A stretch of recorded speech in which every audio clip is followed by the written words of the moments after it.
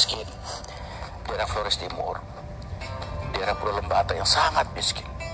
Kami sekolah juga tidak pakai baju, hanya ada celana-celana saja, pakai sepatu pun tidak. Jangan sepatu, sendal jepit juga nggak ada. Mengambil air itu untuk usia saya berkilo-kilometer. Mandi itu kadang-kadang mandi besar ya, tempat mereka Jumat aja. Selebihnya itu mandi di kosong dari badan. Saking miskinnya. Kadang-kadang kami makan itu dari biji asam. Kemudian biji mangga yang kering itu. Kemudian buah dari bakau. Dan sangat miskin sekali. Kadang-kadang satu hari itu makan satu potong kelapa saja itu yang diiris kecil itu luar biasa.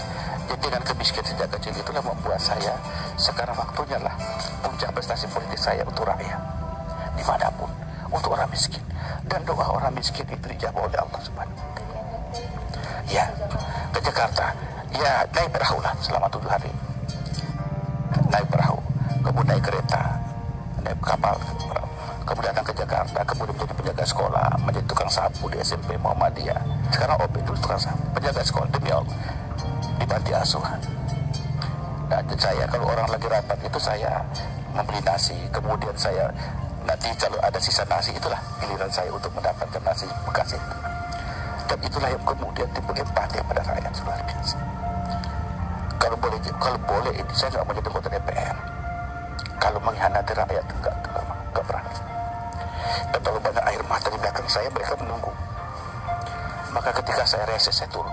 Saya dapat uang 260 juta, saya pasti habis. Saya tidak pernah ada sisa sen pun.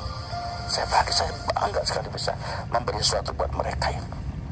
Dan air mata saya bukan air mata karena ingin diperhatikan orang. Tidak, memang saya begitu.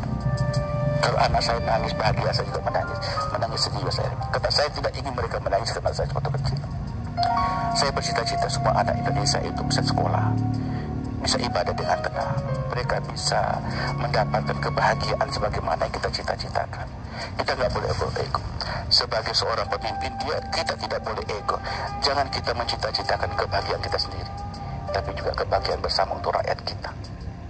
Saya tidak ingin mengkhianati rakyat saya. Jangan. Terlalu banyak air mata jatuh. Ya, kalau pemimpin Indonesia tidak boleh membuat air mata rakyat terlalu banyak jatuh. Dia akan menjadi saksi.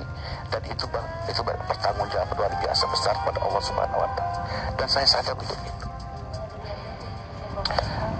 Ya, itulah ya, perjalanan hidup itulah membuat saya harus menjadi lebih arif, menjadi lebih bijaksana, menjadi orang yang amanah, menjadi orang yang harus betul-betul berpikir untuk rakyat. Jangan pernah menyimpan harta di hatimu, tapi simpanlah harta itu di tanganmu, agar engkau menjadi ahli sedekah. Maka niscaya di langit akan mencintai. Maka seringkali saya pidato atau berdoa, cintanya di bumi, niscaya di langit akan menyayangi. Saya terus terang saja sejak kecil saya bercita-cita ingin selalu membahagiakan orang.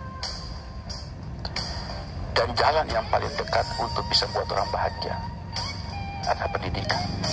Maka saya mendirikan sekolah. Meskipun saya nggak punya uang, saya mau punya jalan. Saya mendirikan sekolah di mana-mana agar banyak anak Indonesia, terutama anak yatim, bisa sekolah dengan harga yang murah, suku-suku gratis dan terjangkau dan berkualitas bagus. Saya tidak ingin menjadi ria. Saya juga saat sekarang mendirikan beberapa sekolah baru. Saya lagi cari tanah lagi untuk mendirikan pondok pesantren lagi. Hidup saya biarlah harta saya tidak ada, tapi saya bahagia ketika mereka bisa sholat, bisa ngaji. Dan pada saat mereka wisuda, saya biasa memberi sambutan. Saya pun menangis bersama orang tua. Bahagia. Setiap orang yang sekolah di tempat saya, mereka pada saat wisuda kemudian mereka air mata bersama orang tua. Pada saat itulah saya merasa hadir bersama mereka. Jangan karena uang kemudian mereka tidak sekolah.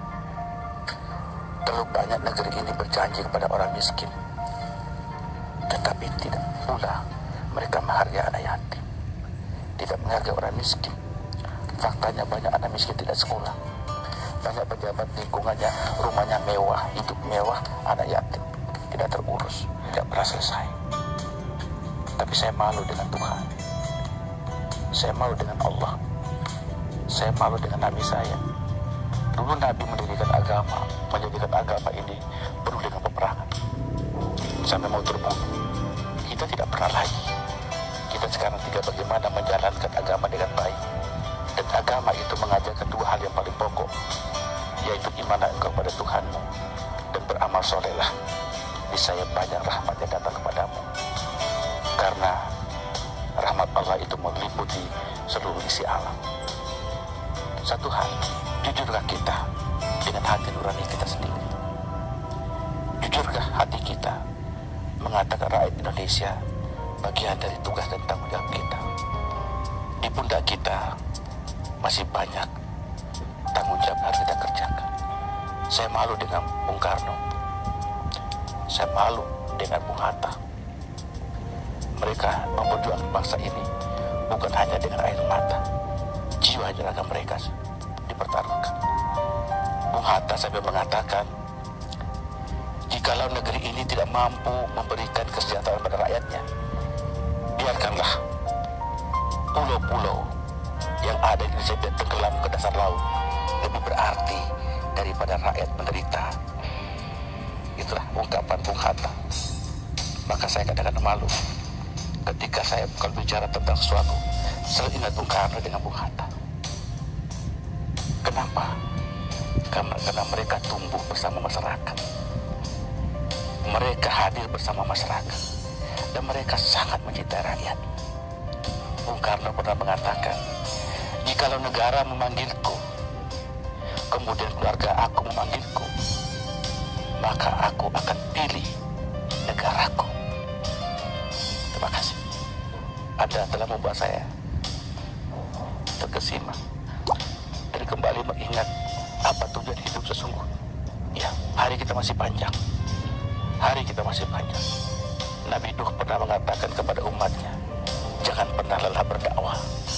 Meskipun engkau sendiri tidak pernah dihargai orang, tapi cukuplah hati dan air matamu menjadi saksi dari sebuah kebisuan dan kepalsuan hidup manusia.